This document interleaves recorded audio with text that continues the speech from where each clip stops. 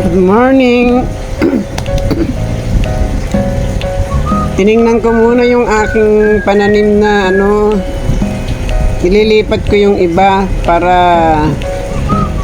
yung mga okra lagay ko sa mga paso para lagay ko sa arawan.